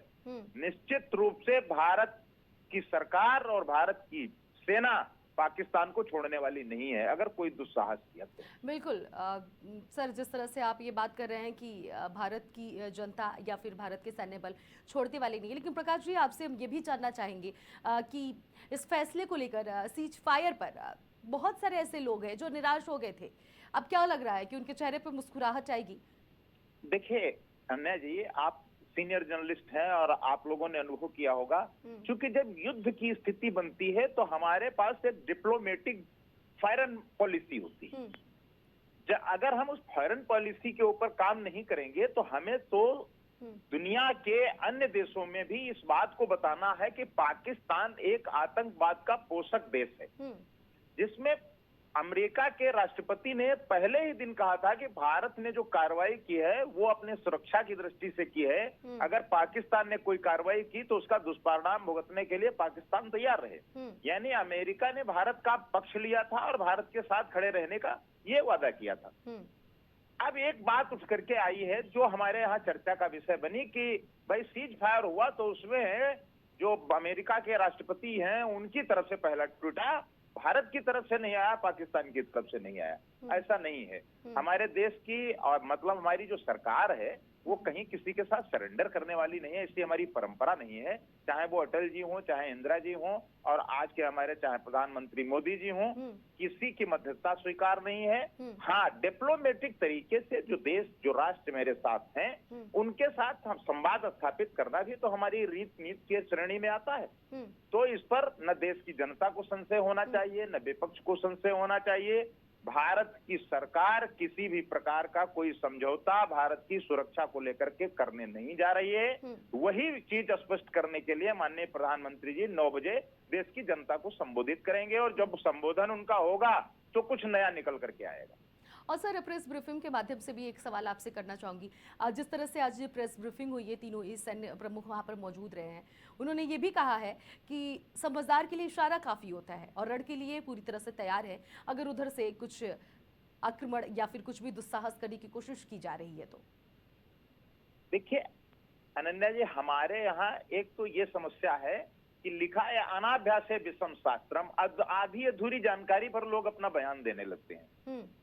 ये देख लिया हम लोगों ने, आप सब सीनियर लोग हैं और आपका लगातार निगाहें आपकी रहती हैं देश की एक एक बारीकी पर। मैं तो ये अनुभव करता हूं कि आपका जो चैनल है वो हर बिंदु पर चर्चा के लिए तैयार रहता। मैंने तो 11-12 बजे रात तक आपके साथ संवाद किया है कि जिस तरीके से उनके यहाँ से जो ड्रोन आया, जो मिसाइलें आई, जो फाइटर आए, वो किस तरीके से कुचले गए, किस तरीके से मारे गए, एक भी जमीन पर नहीं आ पाया। जो हमारा यहाँ का एयर डिफेंस सिस्टम है वो इतना मजबूर और इतना सक्रिय है कि वहां से कोई चिड़िया भी तो इधर नहीं क्रॉस कर सकती। ऐसे में भारत के प्रत्येक नागरिक को, प्रत्येक विरोधी दल के नेता को, प्रत्येक नागरिक को संतुष्ट रहना चाहिए कि भारत सरकार और हमारे यहाँ का जो नेतृत्व है वो इतना सबल है, सेना इतना सक्षम है कि अगर सेना ने अभी घुस करके तो पाकिस्तान की कुटाई शुरू ही नहीं की, अभी तो केवल हम अपने यहाँ से ही उनको जवाब दे रहे हैं। जिस दिन हम उनके यहाँ घुसेंगे उस दिन उनको हम 2 घंटे में समाप्त कर देंगे। अगर अभी तय कर लें तो सुबह का सूरज पाकिस्तान नहीं देखेगा। लेकिन भारत कभी भी युद्ध के पक्ष में नहीं रहा है। बिल्कुल भारत ये चाहता है कि वो हमारे यहाँ अटैक बंद करें। भीख मांग रहे थे बिल्कुल सर, एक तरफ जहां वो कटोरा लेके भीख मांग रहे थे, IMF की तरफ से उन्हें कर्ज भी दे दिया गया है और दूसरी तरफ वो घुसपैठिए के जरिए भारत में घुसने की कोशिश कर रहे थे। तो ऐसे में अभी हमारे सैन्य जो बल है वो सरहद उस पार तो गए ही नहीं, बिना गए ही इतना बड़ा उन्होंने अपनी काबिलियत दिखा दी है। तो ऐसे में अगर यहाँ से रहकर वो आक्रमण करते हैं और उसका जवाब अगर भारत देता है तो फिर कुछ बहुत बड़ा हो जाएगा सर। देखिए, आप देखिए कि भारत की सेना ने अपने यहाँ से जवाब दिया तो उनके 6 एयरबेस जो है वो तबाह हो गए। बिल्कुल 9 आतंकी ठिकानों पे हमने हमला किया, जी उनको बुरी तरीके से ध्वस्त कर दिया। जी अगर भारत की सेना चाहे तो उनको इस तरीके के आदेश जारी कर दिए गए हैं अपनी सरकार की तरफ से कि वो उनको जवाब देने के लिए स्वतंत्र है, उसके लिए उनको कोई पूछना नहीं है। अगर पाकिस्तान किसी भी प्रकार की हरकत करेगा तो उसका मुंहतोड़ जवाब देने के लिए हमारे यहाँ के सैनिक, हमारे यहाँ के सैन्य अधिकारी पूरी तरीके से तैयार हैं और पूरे देश की जनता इस युद्ध को झेलने के लिए तैयार है। जी। जो परिणाम होंगे उसके लिए हम तैयार हैं, लेकिन पाकिस्तान को सबक सिखाना पूरा देश चाहता है।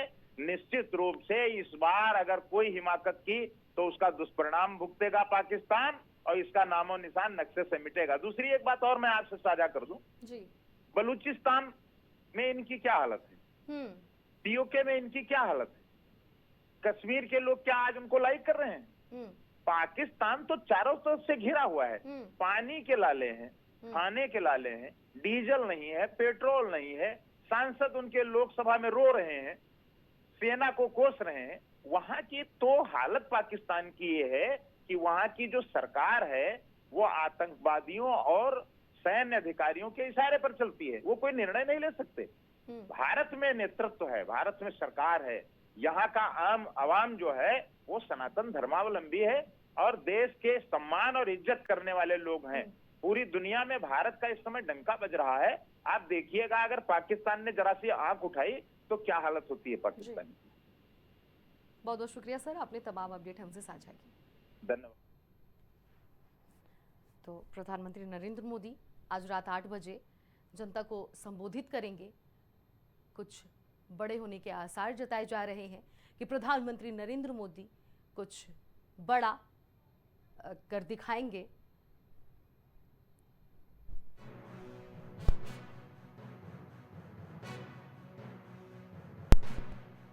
तो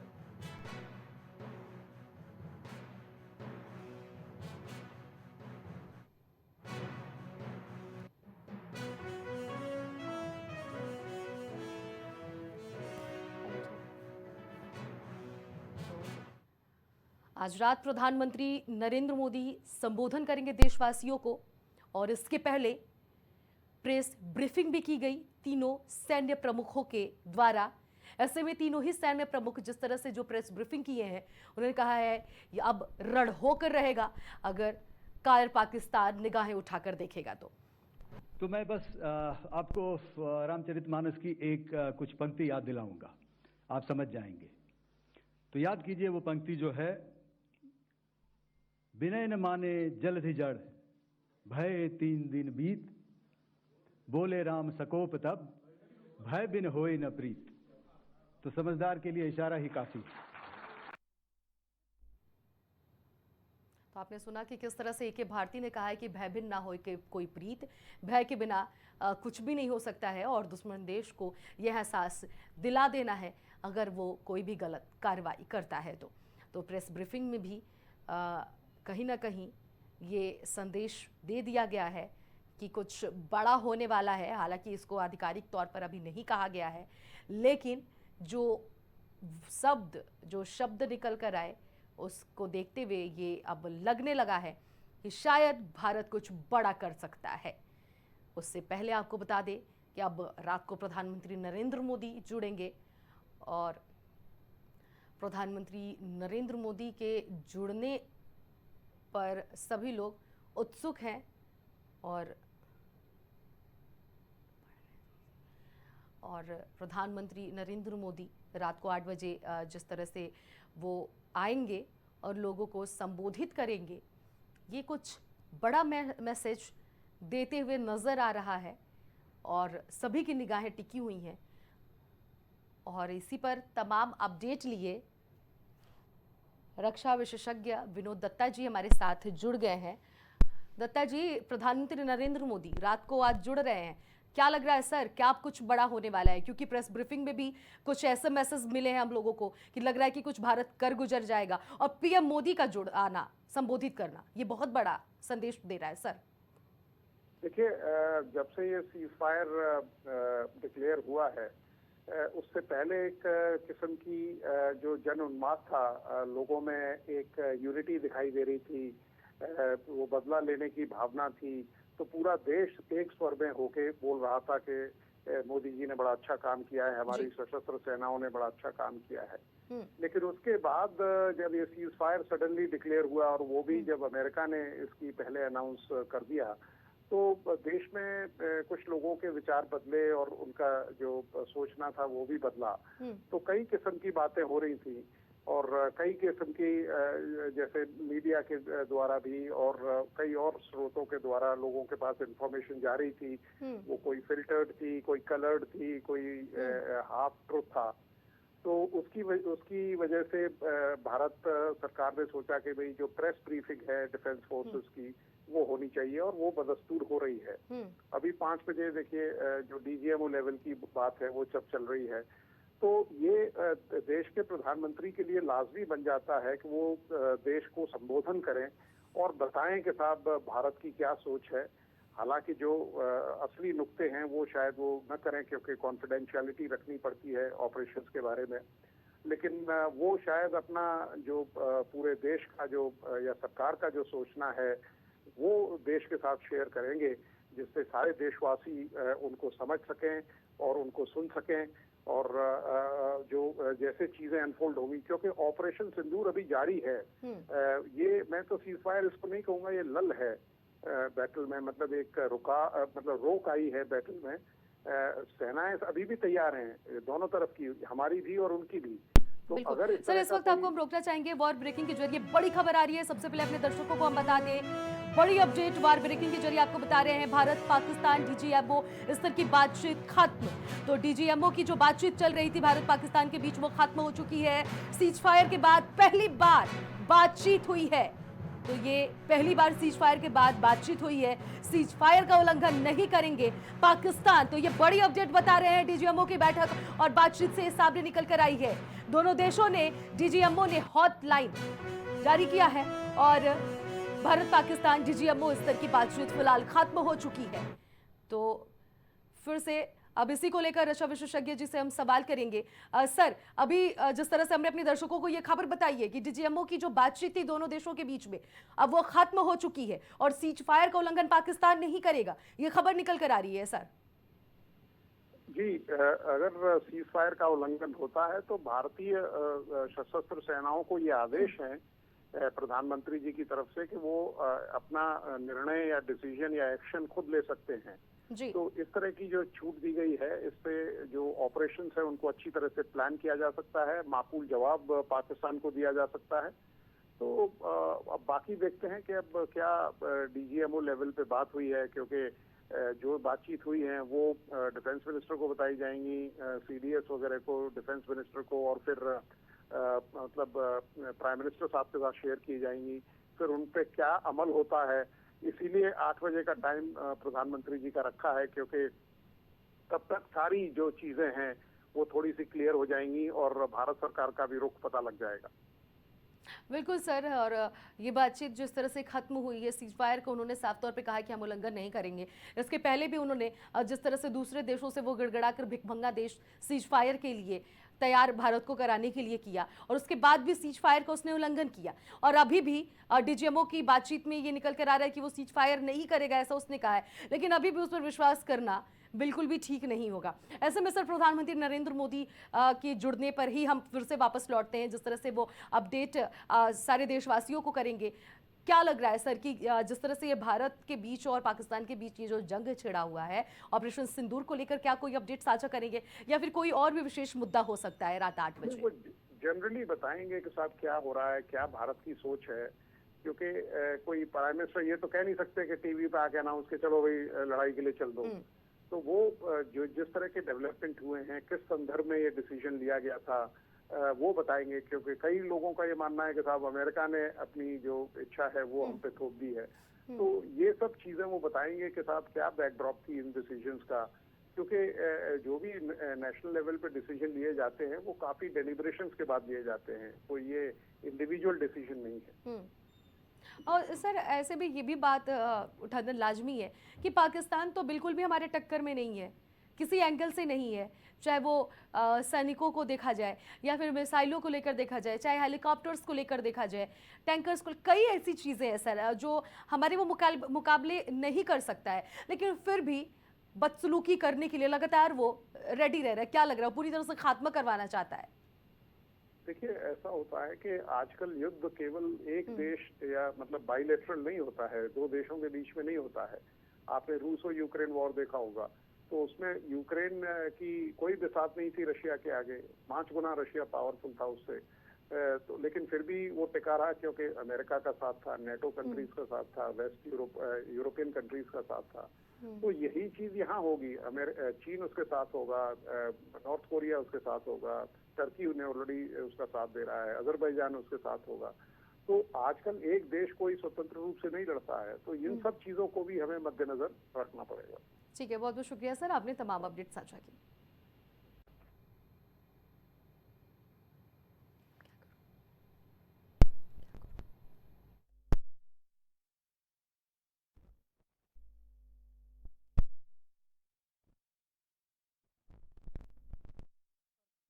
बीच जो मुकाबला हम आपको दिखा रहे हैं, कौन कितना बलशाली है, वो आप देखकर ग्राफिक्स के जरिए अंदाज़ा लगा सकते हैं। साथ ही साथ आपको हम ये भी बता दें कि पीएम मोदी का जो 8 बजे रात को संबोधन है वो कुछ बड़ा हो सकता है, लेकिन अभी हम ये नहीं कह सकते हैं कि पीएम मोदी क्या सीज फायर पर अपनी बातों को रखेंगे, ऑपरेशन सिंदूर पर अपनी बातों को रखेंगे, या फिर कोई और अन्य मुद्दा हो सकता है। किसी भी मामले में हम नहीं कह सकते हैं कि प्रधानमंत्री नरेंद्र मोदी किस मुद्दे पर वो बैठक करेंगे।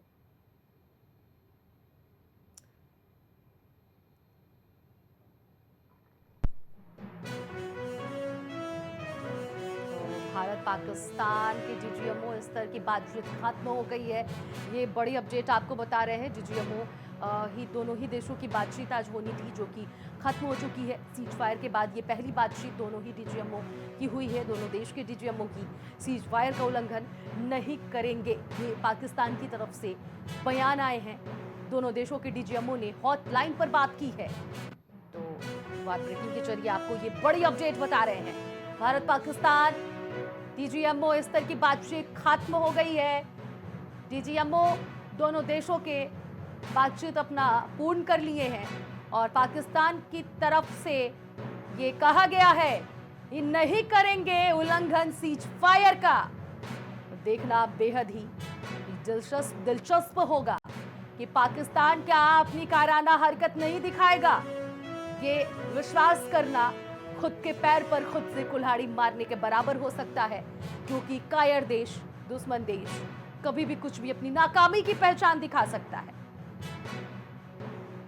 तो सीज फायर का उल्लंघन नहीं करेंगे। भारत पाकिस्तान के डीजीएमओ का वार्ता खत्म हो गया है, हॉटलाइन पर ये वार्ता हुई है। भारत पाकिस्तान के डीजीएमओ की बातचीत खत्म। बहुत ही बेहद ये बड़ी बात है कि उसने फिर से दोबारा पाकिस्तान ने स्वीकार किया नहीं करेंगे सीज फायर का उल्लंघन। दोनों देशों के डीजीएमओ ने हॉटलाइन पर बात की है। भारत पाकिस्तान डीजीएमओ स्तर की बातचीत खत्म।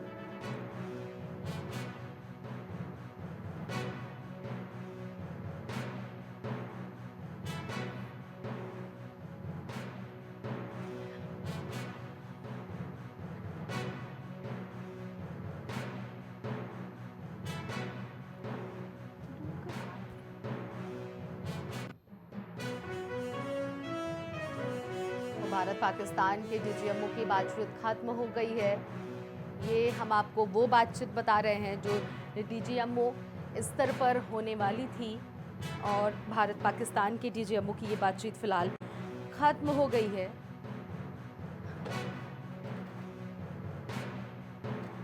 भारत पाकिस्तान के डीजीएमओ की बातचीत खत्म हो गई है।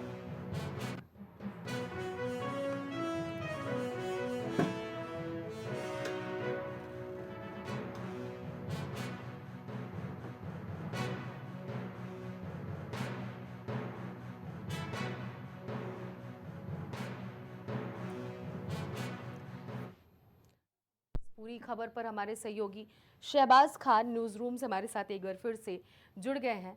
शहबाज, भारत और पाकिस्तान के डीजीएमओ की बातचीत खत्म हो गई है और पाकिस्तान की तरफ से ये ऐलान किया गया है और बयान दिया गया है कि अब हम सीजफायर का उल्लंघन नहीं करेंगे। क्या लग रहा है शहबाज, क्या वो अपनी बातों पर रहेंगे? इससे पहले भी कह चुका है और पहले भी टेबल पर आके उसने ये बताया कि हम सीज फायर चाहते हैं, लेकिन उसके बाद सीज फायर का उल्लंघन महज 3 घंटे के अंदर ही। मतलब अपने ही किए वादे को पाकिस्तान बहुत ज्यादा देर तक नहीं निभा सकता। कुत्ते की दुम है वो, जो है अपने बात से कहीं ना कहीं पीछे हटता हुआ लगातार नजर आ रहा है। अदिति, उसने हर एक फैसले का कहीं ना कहीं दरकिनार किया है, अपने ही फैसलों को उसने नहीं माना है लगातार। अनन्या, तो कहीं ना कहीं एक बार फिर पाकिस्तान जिस तरीके से कह रहा है कि हम जो है सीज फायर को मानेंगे, इसके पीछे कितनी सच्चाई और कितनी देर तक पाकिस्तान अपने इस बयान पर टिका रह पाएगा, ये देखना बहुत बड़ी बात होगी। इसी बीच प्रधानमंत्री नरेंद्र मोदी भी 8 बजे आने वाले हैं और ऐसी चर्चाएं हैं कि बड़ा अपडेट है हमारे पास कि ऐसी चर्चाएं हैं कि पीओके पर कुछ बात अपनी रख सकते हैं प्रधानमंत्री नरेंद्र मोदी, यानी कि कुछ बड़ी हलचल जरूर होने वाली है अनन्या। और बड़ी बात यह है कि रात 8 बजे का जो संकेत हमेशा से रहा है बहुत, कि प्रधानमंत्री नरेंद्र मोदी आते हैं और कई बड़े फैसले उन्होंने, चाहे आर्टिकल 370 की बात करिए या फिर जो लॉकडाउन लगा उसकी बात कर लीजिए, नोटबंदी जैसे बड़े फैसले उन्होंने जब देश के लिए लिए, तो इस बार भी एक बहुत बड़ी चर्चा चल रही है कि आखिर क्या फैसला ऐसा होने वाला है। क्या पीओके पर बात होगी या फिर आतंकियों को सौंपने की बात होगी, क्योंकि कई बड़े आतंकी ऐसे हैं जो अभी पाकिस्तान में अपनी पनाह लिए हुए हैं, जिन्होंने कंधार हाईजैक जैसे हाईजैक करके छुड़ाया गया था भारत से। क्योंकि कंधार हाईजैक में जो चाहे हाफिज सईद या मसूद अजहर की बात कर लीजिए, ये सब आतंकी थे जिनको छुड़वाया था पाकिस्तान ने, तो इनकी भूमिका थी। हालांकि जिसने इस कंधार हाईजैक को अंजाम दिया था इस ऑपरेशन सिंदूर में वो मारा गया, ये भी बहुत बड़ी उपलब्धि है, क्योंकि इन सभी ने भारत को कहीं ना कहीं बहुत बड़ी चोट दी थी। 2008 में जिस आतंकी ठिकाने से 2008 में जो हमारे यहाँ अटैक हुआ था भारत पर, तो उस अटैक को जो अंजाम देने के लिए जो ठिकाने का इस्तेमाल पाकिस्तान ने किया था, उस ठिकाने को भी हमने तबाह किया है। यानी ऑपरेशन सिंदूर के तहत हमने पाकिस्तान को ऐसे जख्म दिए हैं कि वो उससे बहुत जल्द उभरने वाला नहीं है, क्योंकि यही आतंकी हैं जो पाकिस्तान को पालते हैं, पाकिस्तान भी इनको पालता है। दोनों एक दूसरे के पैरेलल हैं और हमेशा से साथ चलते आए हैं। पाकिस्तान हमेशा आतंकियों का गढ़ रहा है। ओसामा बिन लादेन को भी अमेरिका ने घुसकर एबटाबाद में मारा था, ये भी हम सब ने देखा था। तो वैसे ही ठीक उसी तर्ज पर, अमेरिका के तर्ज पर ही भारत अपने ऊपर हुए हमले का बदला ले रहा है लगातार अनन्या।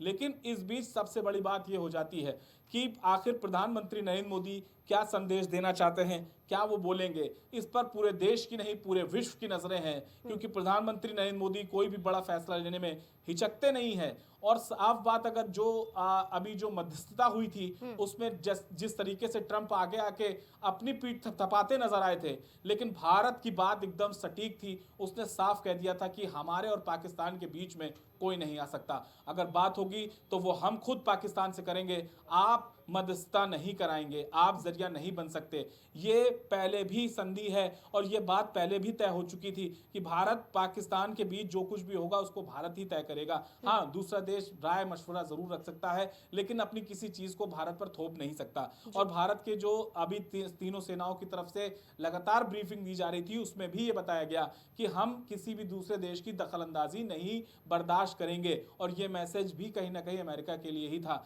अमेरिका बीच में जिस तरीके से देखा गया था, जब युद्ध की शुरुआत अनन्या हुई थी, तो उपराष्ट्रपति जेडी वेंस और राष्ट्रपति डोनाल्ड ट्रंप और अमेरिका के विदेश सचिवालय, विदेश मंत्रालय की तरफ से भी ये बयान आया था कि ये भारत और पाकिस्तान का अंदरूनी मुद्दा है, उनका अपना मुद्दा है, हम इस मुद्दे में कहीं ना कहीं नहीं पड़ने वाले, इसमें भारत और पाकिस्तान मिलकर ही फैसला लेगा। और भारत की सिर्फ एक बात थी कि पूरी तरीके से आतंकवाद का खात्मा, क्योंकि इस पाकिस्तान में पनप रहे आतंकवाद ने ही हमको न जाने कितनी चोट दी है, न जाने कितने हमले उसने 2016 में जिस तरीके से उरी कैंप में हमारे जो निहत्थे और जो सो रहे सैनिकों को मारा, फिर उसके बाद जिस तरीके से पुलवामा में अटैक करके मारा, तो एक के बाद एक आतंकियों के द्वारा जिस तरीके से पाकिस्तान ने हमको चोट दी है, तो इस बार कहीं ना कहीं आतंकवाद के पूरे खात्मे पर भारत जो है वो अग्रसर नजर आ रहा है और इससे कम कुछ नहीं चाह रहा है। हो सकता है पीओके को लेकर कुछ बड़ी बात जो है प्रधानमंत्री नरेंद्र मोदी बोल सकते हैं। और हर एक देशवासी की इस बार मांग भी है कि इस बार जो है पक्का वार होना चाहिए, यानी कि ऐसी मार पड़नी चाहिए पाकिस्तान को कि भविष्य में वो इस तरीके का कोई भी जो प्लानिंग है भारत के खिलाफ कोई भी नापाक साजिश ना रच पाए, कोई भी जख्म हमें ना दे पाए। क्योंकि पहलगाम एक ऐसी घटना अगर देखी जाए तो बहुत साल बाद इस तरीके से सिविलियंस को मारा गया है, जो हमारे सिविलियंस जो अपने कुछ दिन की शादी थी जिनकी नई नई शादियां हुई थी, वो अपने चीज़ों को वहाँ पर एंजॉय कर रहे थे। लेकिन जिस तरीके से पहलगाम में अगर देखा जाए तो उस चोटी का इस्तेमाल कहीं नहीं, उस पहाड़ का इस्तेमाल किया गया, वहाँ पर छुपने में और भागने में काफ़ी आसानी रहती है और बहुत ज़्यादा सुरक्षा भी नहीं थी क्योंकि टूरिस्ट प्लेस है। हालांकि जम्मू कश्मीर में कहीं ना कहीं सुरक्षा व्यवस्था वैसे भी चौकस रहती है, लेकिन उस पहलगाम एरिया की बात करें तो वो बहुत टूरिस्ट प्लेस है और वहाँ से चढ़ने के लिए जिस तरीके से घोड़े और खच्चर का इस्तेमाल किया जाता है अनन्या, तो वहाँ बहुत ज़्यादा कुछ इस्तेमाल इस तरीके का नहीं किया गया था। इसी का फायदा जो है वो कहीं ना कहीं आतंकियों ने उठाया।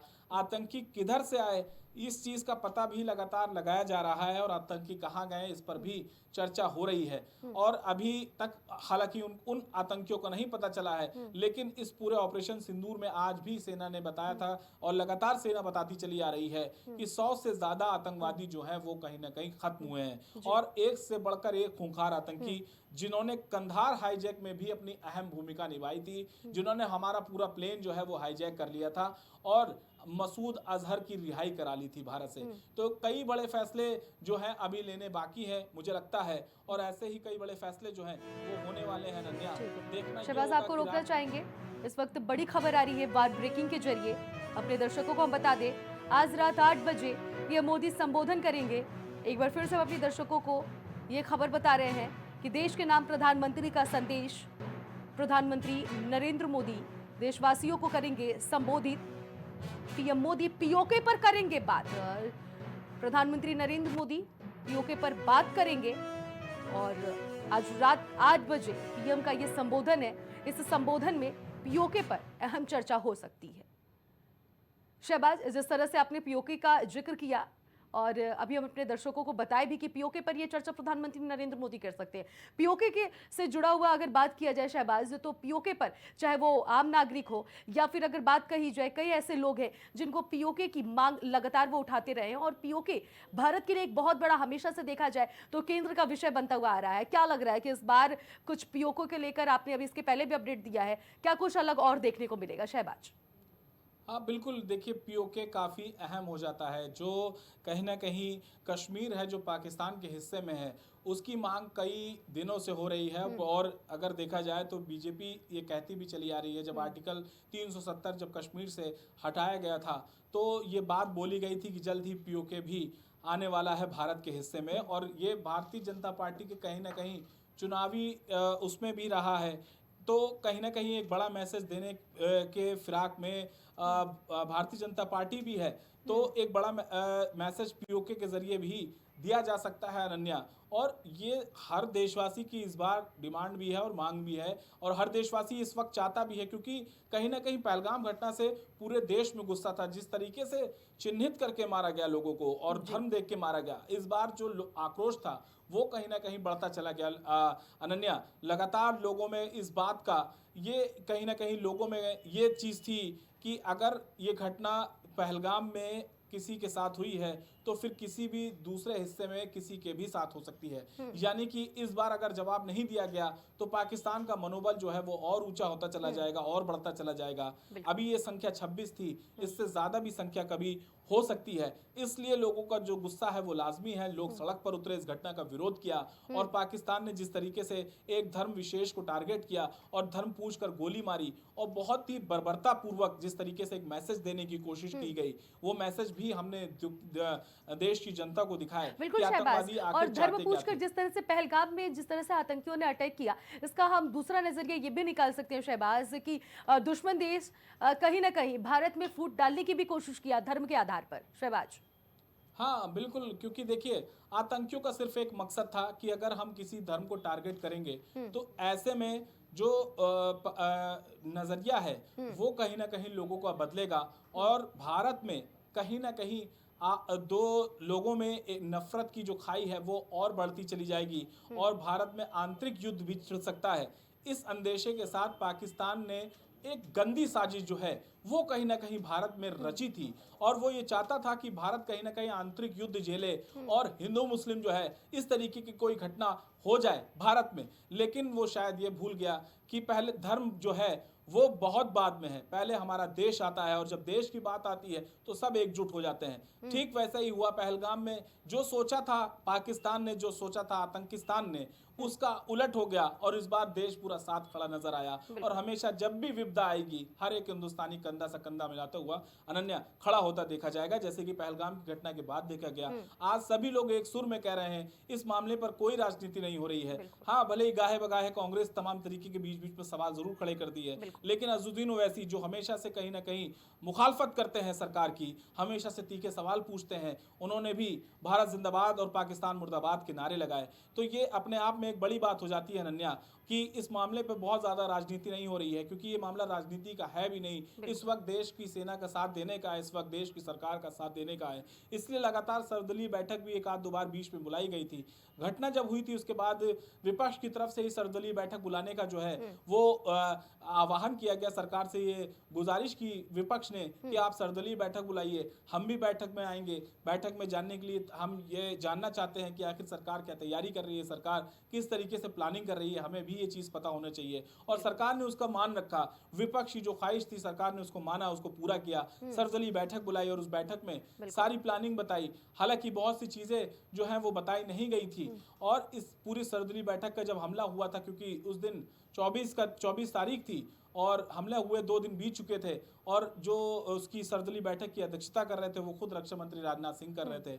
और अब तक हुई सर्वदलीय बैठक की जो अध्यक्षता है वो रक्षा मंत्री राजनाथ सिंह ने ही की है, क्योंकि प्रधानमंत्री नरेंद्र मोदी का इस वक्त कहीं ना कहीं बहुत बड़ा रोल है और रोल काफ़ी बढ़ जाता है एक देश के प्रधानमंत्री का जब देश पर कोई इस तरीके की बात बनती है। और ख़ासकर अगर बात करें एक जो कूटनीति है उसमें भी कहीं ना कहीं प्रधानमंत्री नरेंद्र मोदी माहिर हैं और जिस तरीके का जवाब वो लगातार देते चले आ रहे हैं इसमें भी उनकी कहीं ना कहीं हर तरफ तारीफ होती नजर आ रही है, क्योंकि एक बार भी संकोच नहीं किया उन्होंने पाकिस्तान पर इस तरीके का अटैक करते हुए। मकसद साफ था कि अगर आपने भारतीयों को छेड़ा है तो हम भी आपके घर में घुसकर मारेंगे, आपको बराबर जवाब देंगे। अच्छा शहबाज, और जवाब ऐसा देंगे कि आपकी सात पुश्तें याद रखेंगी। देखने को मिल रहा है शहबाज, जिस तरह से अपने ग्राफिक्स के जरिए अपने दर्शकों को ये समझाने का पूरा कोशिश किया है कि भारत और पाकिस्तान में किस तरह का तुलना देखा जा सकता है। हर एक मामले में वो हमसे पीछे नजर आ रहा है, उसके बावजूद भी वो अपनी जो यूं कहा जाए कि एक तरफ जहां वो गिड़गिड़ा रहा है वहीं दूसरी तरफ वो लगातार उकसाने की भी कोशिश भारत को कर रहा है। लग रहा है कि वो अपने अंतिम जो दिन है वो गिर रहा है। शहबाज, इसीलिए अनन्या मैंने ये बात बोली थी आपसे कि अभी पाकिस्तान की किसी भी बात का भरोसा करने वाला नहीं है। तो पाकिस्तान का हमेशा से दोहरा चरित्र रहा है, एक बार कुछ और कहेगा, टेबल पर आके कुछ और बोलेगा, लेकिन जब पीठ पीछे की बात होगी तो वो कहीं ना कहीं अपने आतंकियों को एक्टिव कर देगा, तो कहीं ना कहीं अपनी सेना को एक्टिव कर देगा। अभी देखा यह गया था युद्ध के बीच में ही पाकिस्तान की जो सेना है वो वहां की सरकार के खिलाफ हो गई थी। तो ऐसे तख्ता पलट भी पाकिस्तान में हमने देखे हैं। बहुत बहुत शुक्रिया शहबाज, आपने तमाम अपडेट दी।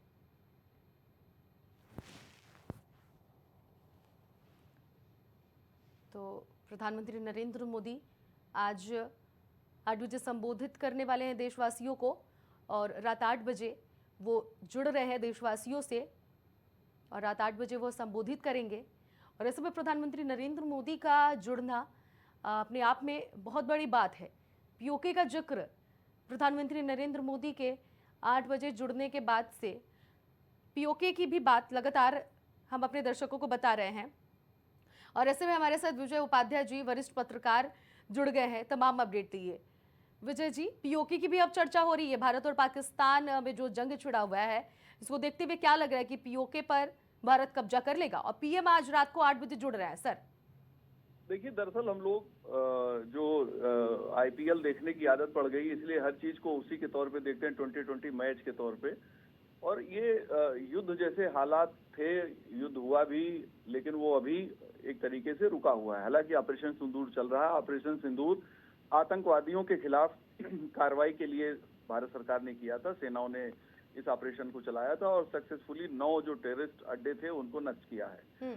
जहां तक पीओके की बात है, देश के बहुत से लोगों की इच्छा है कि पीओके भारत में आना चाहिए, लेकिन अभी एक बड़े युद्ध के लिए और जो पूरी अंतर्राष्ट्रीय परिस्थितियां हैं उसको देखते हुए ही भारत कोई अपना निर्णय लेगा। और ये ऐसा नहीं है कि किसी एक दिन आप गए और आपने हमला किया और आपने कब्जा कर लिया, क्योंकि ये जो परिस्थितियां हैं वो पूरे सिर्फ आप नहीं तय कर सकते बल्कि जियो पॉलिटिक्स तय करती है। तो हम लोगों की इच्छा है कि पीओके आना चाहिए और शायद किसी दिन भारत सरकार पार्लियामेंट में भी कह चुकी है कि पीओके हमारा हिस्सा है, हम उसे लेके रहेंगे, तो हमें इंतजार करना चाहिए।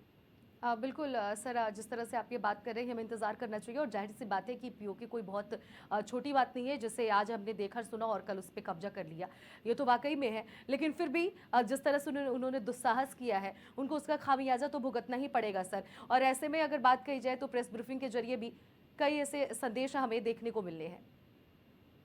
मैं बिल्कुल ठीक कह रही हैं आप। देखिए, वो जो उनको खामियाजा मिला, उनके जो पिछले 40 साल से चल रहे 9 टेररिस्ट अड्डे थे उनको तबाह किया और कार्रवाइयां की, उनके एयर स्ट्रिप पे कार्रवाई की, कई तरीके से भारतीय सेना ने सारी बातें रखी हैं। और जनता को थोड़ा धैर्य रखना चाहिए। कोई युद्ध कोई बहुत अच्छी चीज नहीं है, मजबूरी में ही कोई सरकार युद्ध के लिए आगे बढ़ती है। और ये जो माहौल बन गया, चूंकि पहलगाम में जिस तरह से आतंकवादियों ने बेगुनाह लोगों का खून बहाया। देखिए, एक और चीज आप नोटिस करिए कि ये सारी चीजें, पहलगाम की घटना हुई कब? जब भारतीय रेल से पुंछ तक का आपका कश्मीर जुड़ गया, रेल लाइन तैयार है और सबसे दुनिया का सबसे ऊंचा ब्रिज भी वहां बन गया है और उसे प्रधानमंत्री को उसका उद्घाटन भी करना था। पिछले महीने ही किसी कारण से वो शायद टल गया था।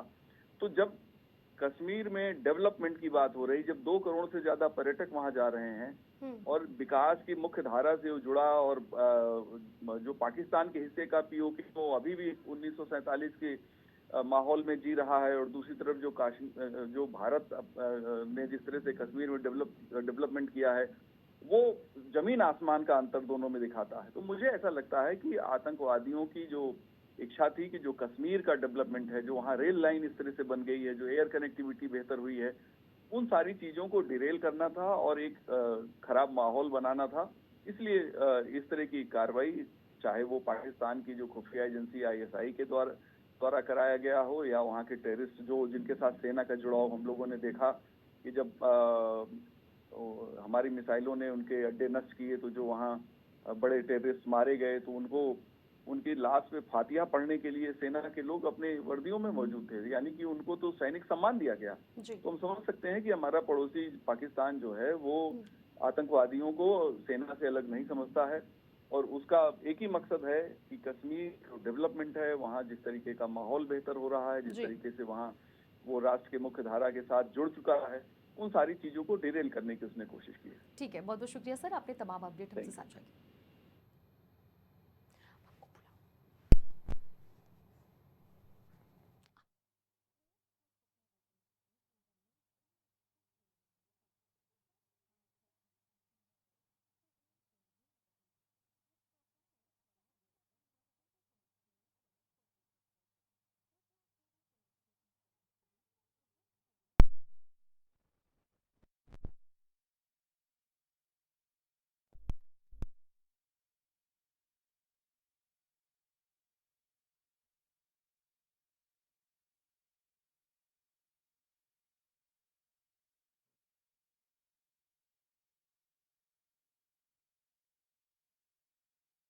आज रात को 8 बजे संबोधित करेंगे देशवासियों को, और प्रधानमंत्री नरेंद्र मोदी की अध्यक्षता में इसके पहले भी कई बैठकें हुई हैं।